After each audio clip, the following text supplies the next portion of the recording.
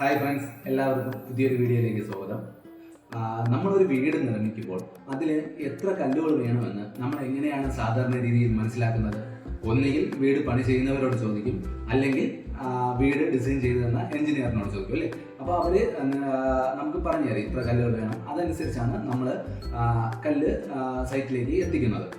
എന്നാൽ അവരോടൊന്നും ചോദിക്കാതെ നമ്മുടെ വീട് നിർമ്മാണത്തിന് എത്ര കല്ലുകൾ വേണമെന്ന് കറക്റ്റായിട്ട് എങ്ങനെ കണ്ടുപിടിക്കാം എന്നതിനെ കുറിച്ചാണ് ഇന്നത്തെ ഈ വീഡിയോയിൽ നമ്മൾ പ്രധാനമായിട്ട് സംസാരിക്കാൻ പോകുന്നത്. നിങ്ങൾക്ക് വളരെ പെട്ടെന്ന് മനസ്സിലാവുന്നതിന് വേണ്ടി ഞാനൊരു 400 സ്ക്വയർ ഫീറ്റ് ഉള്ള ഒരു വീടിൻ്റെ പ്ലാന് എക്സാമ്പിളായിട്ട് എടുത്തിട്ടുണ്ട്. കല്ലിൻ്റെ എണ്ണം കണ്ടുപിടിക്കുന്നതിന് വേണ്ടി എക്സാമ്പിളായിട്ട് എടുത്തിട്ടുള്ള ഒരു പ്ലാനാണിത്. ഇതിൽ നമ്മൾ ആദ്യം കണ്ടുപിടിക്കേണ്ടത് ടോട്ടൽ വാളിൻ്റെ ലെങ്ത് ആണ്. അതായത് മൊത്തത്തിലുള്ള ചുമരിൻ്റെ ലെങ്ത് ആണ് നമ്മൾ കണ്ടുപിടിക്കേണ്ടത്. അതിന് നമ്മൾ ആദ്യം ചെയ്യേണ്ടത് ഓരോ വാളായിട്ട് എടുത്തിട്ട് അതിൻ്റെ അളവുകൾ കൂട്ടിയാൽ മതിയാവും നമുക്ക് മൊത്തത്തിലുള്ള അളവ് കിട്ടാൻ. ഇത് മുതൽ ഇതുവരെയുള്ള ഡിസ്റ്റൻസ് എന്ന് പറയുന്നത് 680 ആണ്, അല്ലേ?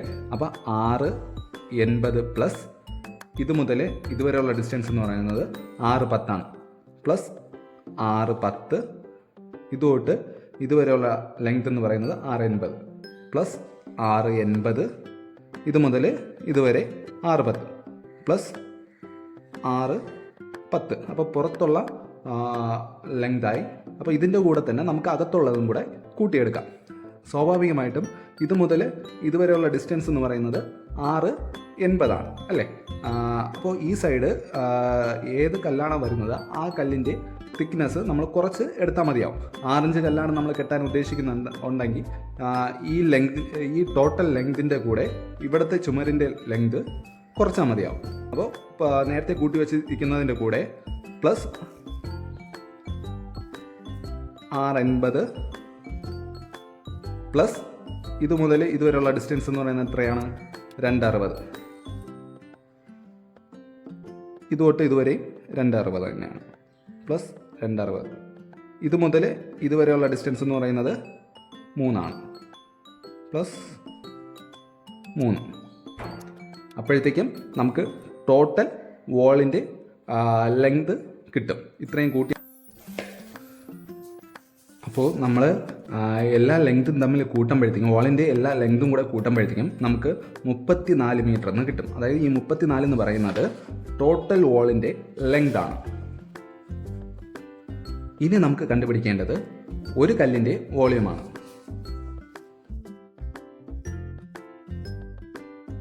ഇവിടെ നമ്മൾ ഒരു കല്ലിൻ്റെ വോളിയം കണ്ടുപിടിക്കുന്നതിന് മുൻപായിട്ട് ഏത് കല്ല് ഉപയോഗിച്ചാണ് നമ്മുടെ വീട് നിർമ്മിക്കുന്നത് എന്ന് നമ്മൾ ഫിക്സ് ചെയ്യണം.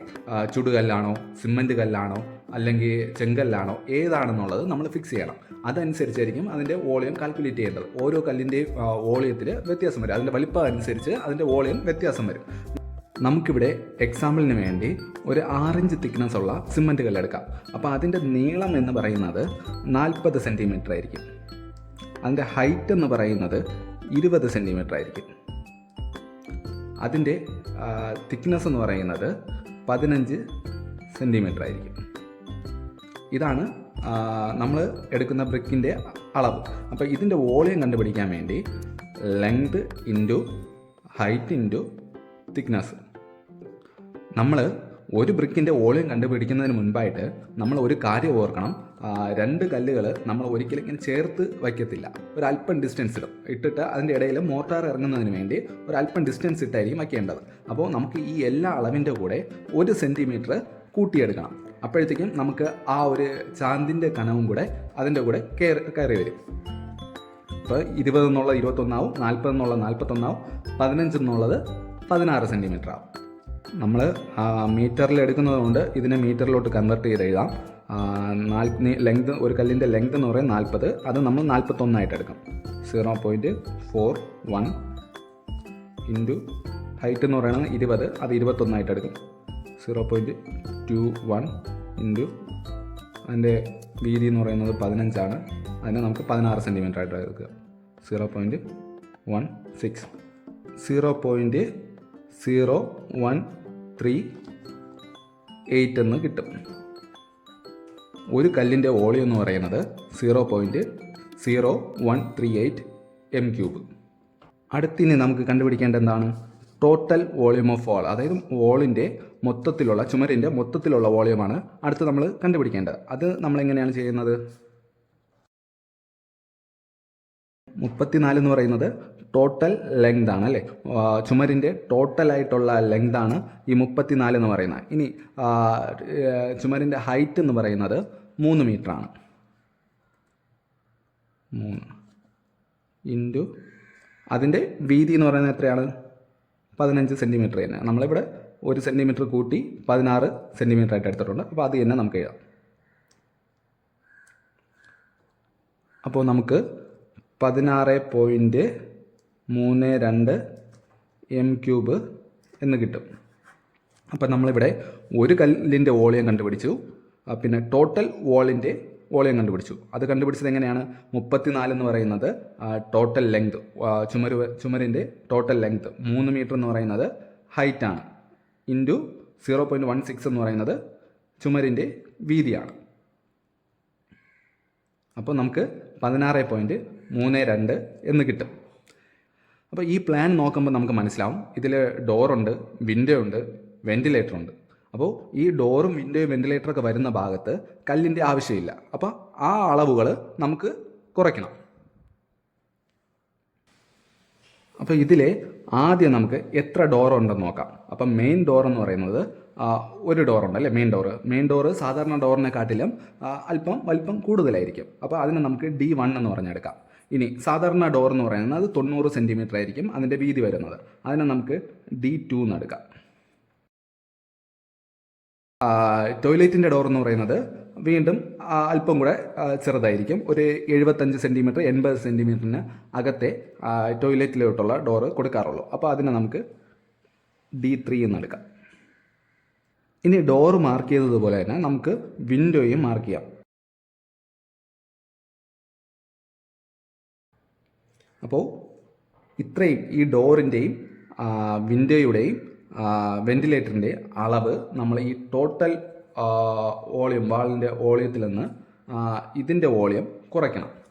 അപ്പോൾ ആദ്യം നമുക്ക് കുറയ്ക്കാനുള്ള മെയിൻ ഡോറിൻ്റെ വോളിയം കണ്ടുപിടിക്കാം. എങ്ങനെയായിരിക്കും അതിന് മെയിൻ ഡോറിൻ്റെ വോളിയം? നമുക്ക് അതിൻ്റെ മെയിൻ ഡോറിൻ്റെ വീതി എന്ന് പറയുന്നത് 1 മീറ്റർ ആയിരിക്കും. D1 ആണല്ലേ, D1. അതിൻ്റെ ഹൈറ്റ് എന്ന് പറയുന്നത് 2 മീറ്റർ ഇൻറ്റു വീതി എന്ന് പറയുന്നത് 1 മീറ്റർ ഇൻറ്റു അതിൻ്റെ തിക്നെസ് എന്തായിരിക്കും? ചുമരിൻ്റെ തിക്നെസ് ആയിരിക്കും അല്ലേ. ചുമരിൻ്റെ തിക്നെസ് കുറച്ചാലേ നമുക്ക് എത്ര കല്ല് വേണമെന്നുള്ളത് കണ്ടുപിടിക്കാൻ പറ്റുള്ളൂ. അതുകൊണ്ട് ചുമരിൻ്റെ തിക്നെസ്സാണ് നമ്മൾ എടുക്കേണ്ട. ഇവിടെ എത്രയാണ് കൊടുത്തിട്ടുള്ളത്? 0.16.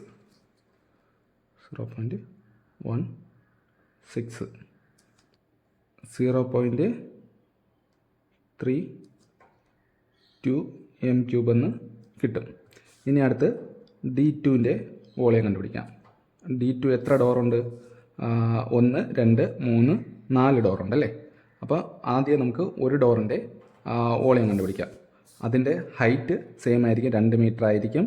അതിൻ്റെ വീതി എന്ന് പറയുന്നത് 90 സെൻറ്റിമീറ്റർ ആയിരിക്കും. അപ്പോൾ 0.90 ഇൻറ്റു അതിൻ്റെ തിക്നെസ് എന്ന് പറയുന്നത് 0.16 തന്നെയാണ്, 0.28 എന്ന് കിട്ടും. ഇതെന്ന് പറയുന്നത് ഒരു ഡോറിൻ്റെ വോളിയമാണ് അല്ലേ. അങ്ങനെ നമുക്ക് 4 ഡോറുണ്ട്. അപ്പോൾ അതിൻ്റെ വോളിയം എത്രയാവും? 1.12 m³. ഇനി നമുക്ക് 2 പാളി ജനലിൻ്റെ വോളിയമാണ് കണ്ടുപിടിക്കേണ്ടത്. 2 പാളി ജനലിൻ്റെ സൈസ് എന്ന് പറയുന്നത് 1 മീറ്റർ വീതി വരും. അതിൻ്റെ ഹൈറ്റ് എന്ന് പറയുന്നത് 1.5 മീറ്റർ വരും. 1 മീറ്റർ വീതി, ഹൈറ്റ് 1.5 മീറ്റർ. അതിൻ്റെ തിക്നെസ് എന്ന് പറയുന്നത് വാളിൻ്റെ തിക്നെസ് 0.16. അപ്പോൾ 0.24 എന്ന് കിട്ടും. അപ്പോൾ ഇവിടെ എത്ര 2 പാളിയുടെ ജനലുണ്ട്? 1, 2,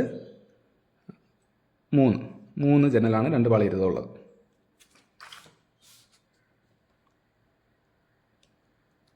അപ്പോൾ 0.72 m³ എന്ന് കിട്ടും. 3 പാളി ജനൽ എത്രയുണ്ടെന്ന് നോക്കാം. 3 പാളി ഇവിടെ ഒരു ജനലാണ് ഉള്ളത്. ഈ ഒരു റൂമിലത്തേക്ക് മാത്രമാണ് 3 പാളി ജനലുള്ളത്. അപ്പോൾ അതിൻ്റെ സൈസ് എന്ന് പറയുന്നത് 1.5 മീറ്റർ നീളം, 1.5 മീറ്റർ ഹൈറ്റ്, അതിൻ്റെ തിക്നെസ് എന്ന് പറയുന്നത് 0.16, 0.36 ആണ്. ഇനി നമുക്ക് ഇവിടെ ഒരു കിച്ചണിൽ ഒരു വിൻഡോ ഉണ്ട്. കിച്ചണിലെ വിൻഡോയുടെ ഹൈറ്റ് എന്ന് പറയുന്നത് 1 മീറ്ററാണ്. അപ്പോൾ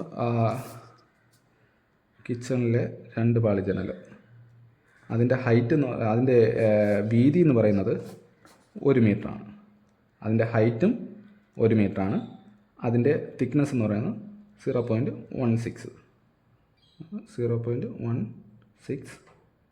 മീറ്റർ ക്യൂബ്. നമ്മൾ ഡോർ കണ്ടുപിടിച്ചപ്പോഴത്തേക്കും D1 കണ്ടുപിടിച്ചു, D2 കണ്ടുപിടിച്ചു, D3 കണ്ടുപിടിച്ചിട്ടില്ല. അപ്പോൾ D3യുടേത് അതിൻ്റെ ഹൈറ്റ് എന്ന് പറയുന്നത് 2 മീറ്ററാണ്. അതിൻ്റെ വീതി എന്ന് പറയുന്നത് 80 സെൻറ്റിമീറ്ററാണ്. അതിൻ്റെ തിക്നെസ് 0.16 തന്നെയാണ്. 0.25 എന്ന് കിട്ടും. ഇനി ഒരു വെൻറ്റിലേറ്റർ ഉണ്ടല്ലേ. അപ്പോൾ വെൻറ്റിലേറ്റർ അതിൻ്റെ സൈസ് എന്ന് പറയുന്നത് 0.6 വീതി, ഹൈറ്റ് എന്ന് പറയുന്നത് 0.5, അതിൻ്റെ തിക്നെസ് 0.16, 0.04. ഇവിടെ നമ്മൾ കുറയ്ക്കാനുള്ള ഡോറിൻ്റെയും വിൻഡോയുടെയും വെൻറ്റിലേറ്ററിൻ്റെയൊക്കെ അളവ് സെപ്പറേറ്റ് നമ്മൾ കണ്ടുപിടിച്ചു. ഇനി ചെയ്യേണ്ടത് ഈ ടോട്ടൽ വോളിയത്തിൽ നിന്ന് കുറയ്ക്കാനുള്ള ഇത്രയും വോളിയം കുറയ്ക്കുക. അപ്പോൾ നമുക്ക് കല്ല് കെട്ടുന്ന സ്പേസിലുള്ള വോളിയം കിട്ടും. വോളിൻ്റെ ടോട്ടൽ വോളിയത്തിൽ നിന്ന് ജനലിൻ്റെയും വിൻഡോസിൻ്റെയും അതിൻ്റെയൊക്കെ വോളിയം കുറയ്ക്കുമ്പോഴത്തേക്കും